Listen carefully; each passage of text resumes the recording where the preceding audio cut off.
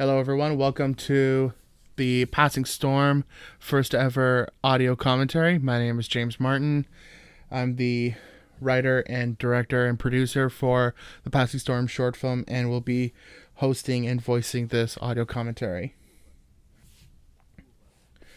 I remember when I first started writing the story, it was based on a novel in a series called the Sword and the Spirit series, and there was a book called Passing Storm.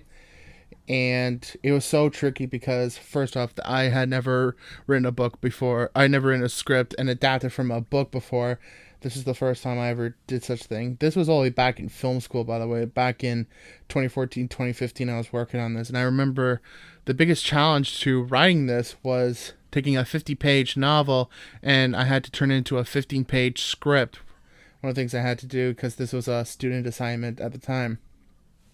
So, unfortunately, a lot of scenes, a lot of characters, and a lot of dialogue had to be thrown out. It was tough. It was really tough, but we got it done. Oh, I remember this day. It was so unbelievably cold. The short itself was supposed to take place during the fall, and just like the Tuesday before shoot, it got 24 inches of snow, and so the short film takes place in the winter. Just how things go. She says it's her son. His name is Graham. They were searching for him all last night. He hadn't come home. They found his body by the river. I had these wonderful kids that came over and they wanted to just have the experience of being on a short film set, being in a real movie. I feel so bad because they had to suffer through one of the most freezing cold days ever, and these were wearing like dresses and they were just frozen, totally frozen. Now see, this shot with the water was actually a visual effects shot because again, we were shooting during the winter. There was not a single day where the lake had melted. It was all frozen. So I had to wait all the way to like the very last minute. This was like April, May, like as you can see, like it's solid ice. So I had to get a springtime when the lake was melted and take that. This was another visual effects shot. There is not a real lodge. This is all digitally added. My main character is basically banging on some blue walls with tape on them. Hello? Anyone in there?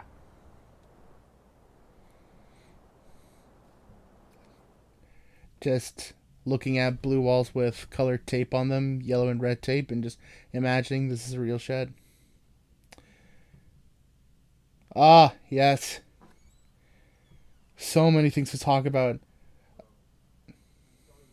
Of course, we're not actually outside, we're actually inside, and we're standing in front of a green screen just behind there. One of my favorite secret stories regarding this one particular set is the door itself. See, the door was actually blue on one side and had a wooden design on the other side. And so, depending on the shot, we had to flip the door so that no matter what, you always saw wood and you never saw the blue on either side. I even had to direct the actors where it's like you could not, open or close the doors at certain angles. Like, see, when he's opening up the door right now, he couldn't open it up any more than that without showing blue. So he had to fake it a little bit.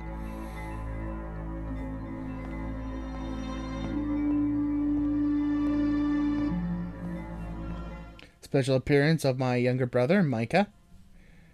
Had to play a dead child.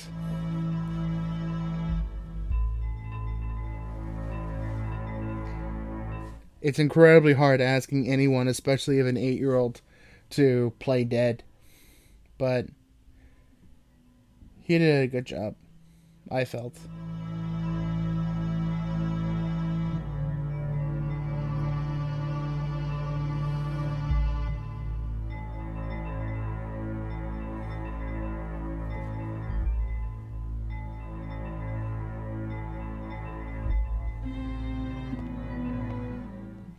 Of course, making the different areas of this one house.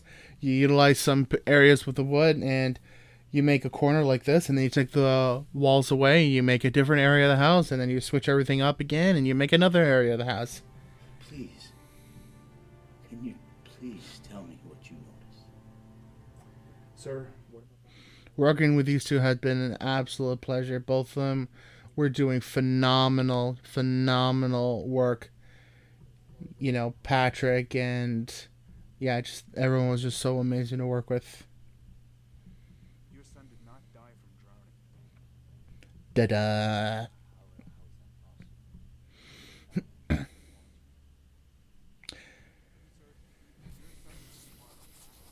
Da-da-da-da. Costumes actually hold themselves up pretty well considering how all the costumes came from Value Village or a local thrift store. That's awesome. Oh, he just nailed the character. I know it's hard, but we must not jump to conclusions. Do you understand what would happen if word got out? Yes. Very well, my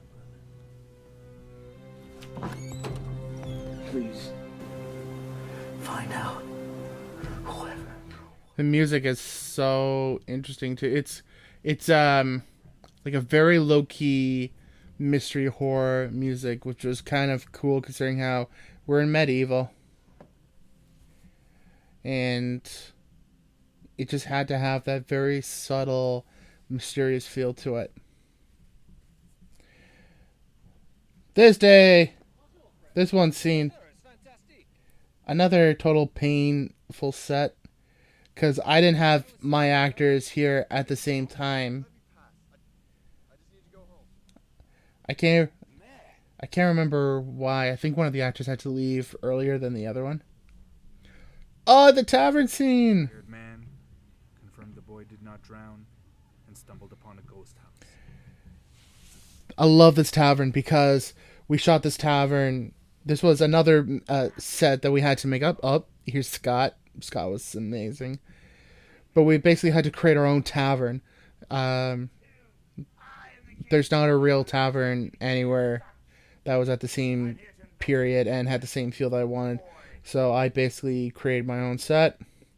And the trick with the set was it had to not only look believable, but the lighting also and the angles played a huge part in it to make it fake. Another scene where I had two actors that were basically talking to thin air, and none of them were able to interact with each other because I believe on this set, on this one particular day, Patrick was shooting somewhere else, and so he wasn't available until the evening. So I had Scott during the day and Patrick during the evening. Just, again, it's how you work around people's schedules. Scott was just an absolute pleasure because he's just so much fun and, lots of experience in theater, so that was really awesome. I love so much of this art. I had a wonderful art director named Roma, and she was just phenomenal with these candles. Love these candles. Not only was this different sets, this was at different times. So when you look at the mother, which by the way, the mother doesn't have a name in the book. I had to come up with a name just to give her a name. And we don't yet even figure out the name too. So her name is Emma in my script. Any shots you see of Emma took place in November 2014. Patrick and this shot all took place in January 2015, like 3 months apart. Supposed to come right home afterwards, but he never came. Just movie magic. You get to edit 2 different times together and they both look almost like they were shot at the same time.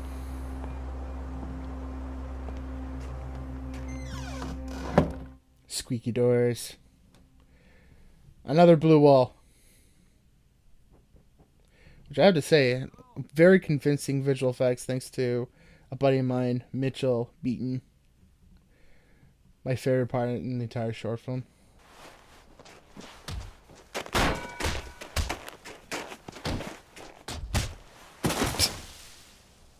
What is it? And you're just thinking to yourself, who did the sound design? Oh yeah, that was me. You tend to do all the sound design and all the editing and a lot. Well, not all the editing, but a lot of stuff. I do a lot of stuff by my own. How about the name? Nicholas Martin. Such a pleasure to work with. Phenomenal actor from Toronto Film School. I was away. All day. All night. Late shift.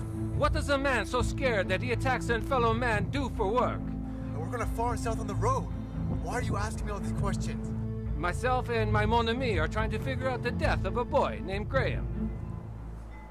The boy drowned. There's nothing to figure out. Peut-être. Figuring out the French was also tricky too. I don't speak French, so it's like the French had to work out well. His name is Riem Felder. He claimed to be away during Grammy's death, and that he did not return till the morning. But he already knew. I love these candles. I had wonderful lighting by my DP Shaq, and my art director Roma did a phenomenal job of these candles. I love them. Love it, love it, love it, love it, love it. These scenes were tricky. It's just long dialogue. And there's actually a missing moment, a missing shot, because I wanted him to interact with a bartender just to have a nice little transition. Couldn't happen. Whatever. Deal with it the best you can. Replace it with a moonshot. This inquiry is now in session. God bless King Edward. The purpose of this inquiry is the investigation of the boy Graham Weaver. Figuring out how to shoot this was so hard. Yes, the church. Oh, we shot at this beautiful, beautiful church. You won't get a wide shot of the church till later, but the church was just beautiful to shoot in. Of course, the father is actually not there. We shot because the father was not cast at this time, so we had to shoot his reaction way, way, way later and composited him into the shots. Harrison Reynolds, another actor from Toronto Film School, and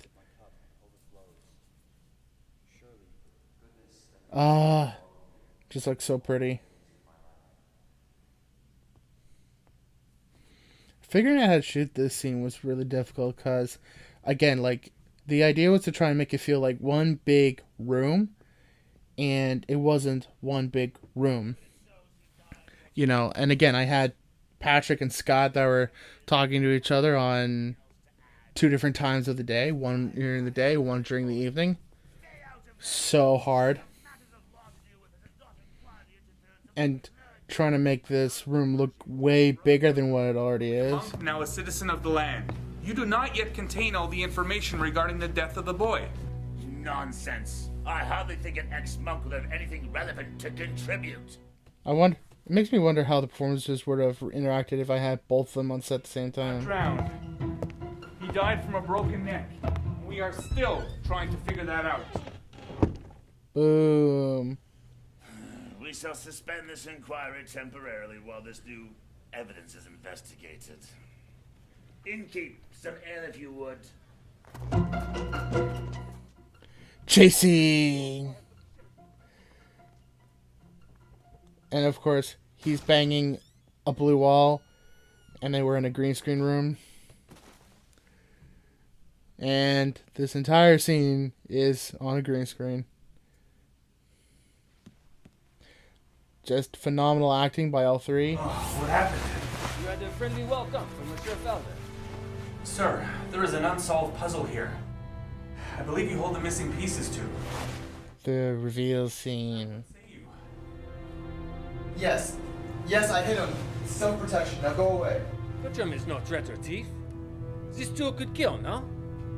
Vous êtes dangereux et très désespéré. What answers do you seek?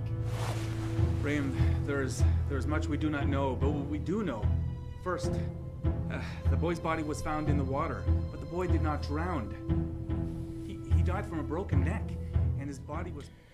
I feel so bad for Nicholas because in this scene, not only did he did not get to interact with everyone because, again, we had to shoot some at separate times.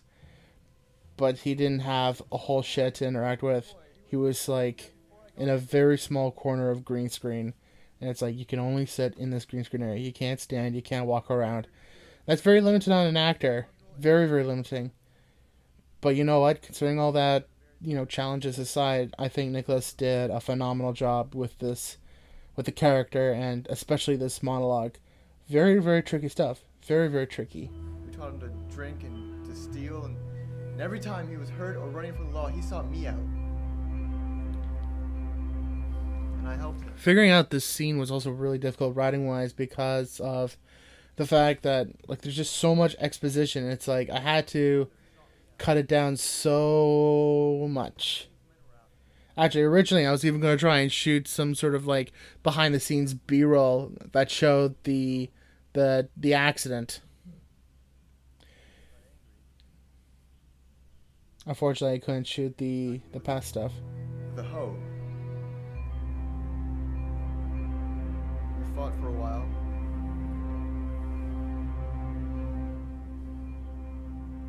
Next moment I knew he tripped over a rock and fell onto the hoe. He died. What a horrible way to go. I saw the boy in the tree. I knew he had seen everything. I got scared, so I yelled at him. He was so frightened that he tried to climb down too quickly, and he slipped, and the boy fell to his death. Lots of music editing here. I had my music wonderfully composed, and then trying to fit all the music in. The idea came to me.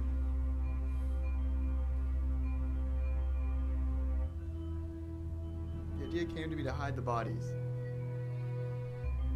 or at least remove them from my home. You put the boy in the river so that other people would think he had drowned. But what of Jerem? I buried him in the woods.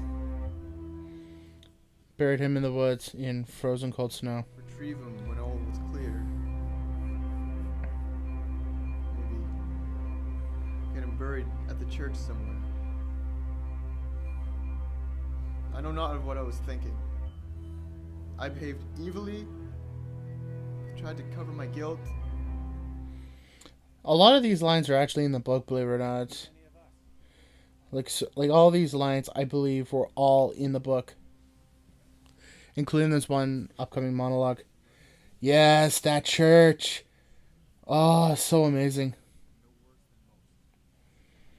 And then we just basically shot a whole bunch of different moments of Harrison and Nicholas just walk around the church having conversations. These costumes actually held up. I think they were really good. This was just an added shot on the day because I love that stained glass window. It was just so appropriate. Can we condemn a wretched man for his actions? If we do we not also condemn ourselves? Powerful writing from the book. Any wonder that God and his angels have urged us over and over, fear not? Boom. That was quite an adventure. I remember one of the biggest goals that I had for this movie was the fact that I wanted to premiere the short film. That was my number one most important goal in my entire mind was we'll make the movie, but I really, really, really want to premiere the movie. And I couldn't have done it without my team. I was so grateful. We finally got to premiere it May 9th, 2015. Patrick did a great job. So much different than him and the preacher. Darren, it was such a pleasure working with him. I needed someone tall, and he did a great job. Nicholas Martin just nailed that character. Scott, it's always a pleasure to work with. Micah, so hard doing his role. Great working with Joe DeMambro, Ashton, Harrison. They were phenomenal. Special thanks to the poor kids that froze outside. Rebecca, Sarah, Mary, Alex, Cassie, Ryan. Yeah, Brat had to do some stand-ins. Not a fun job, but you gotta do what you gotta do. Now you'll notice in the credits I have principal photography and I have like reshoots slash pickups photography because I had my actual principal photography in November 2014 and I couldn't shoot all my scenes. I had a lot of cancellations that had to take place, so I had to do the other scenes and sometimes reshoot some of the stuff in January 2015. So set construction, me, that was a lot of fun. Wonderful help with some production assistants and some friends, John and Federico, and some other people. Wonderful makeup, Nicole and Anita. Fantastic. Yep, Javier, he was phenomenal. Driving is always a pain, so it's great having help. Paul and Patrick, huge help. And I was so grateful to have David Cummings come on set, professional photographer. I really wanted to capture and document a lot behind the scenes. Timothy, Roma, Shaq, they weren't in the principal. I didn't have much help in principal, but I was so grateful to have their assistance the second time. I was able to actually have some sound recorders, so that was phenomenal. I actually had a continuity supervisor and on-set editor for the first time. More makeup, Roma, Nicole, and Maria. That was amazing. Drivers, yep. Benjamin, phenomenal music, especially for the time period. Mitch Beaton, don't know how I could have made this movie without Mitch, because it wasn't supposed to be tech savvy. It wasn't supposed to involve a lot of visual effects. It just happened. St. Timothy, my favorite church in Toronto to shoot at for Medieval. Lots of help, Paul, a professional photographer, allowed me to use some of his equipment some of the times. Botas Electrical rented me a generator. It always takes a village to make a movie. A lot of people think you can make a movie on your own. You can't. It always takes, a huge amount of team and support in order to put something like this together. So yeah, I just want to say thank you so much for watching this audio commentary on The Passing Storm, and have a wonderful day.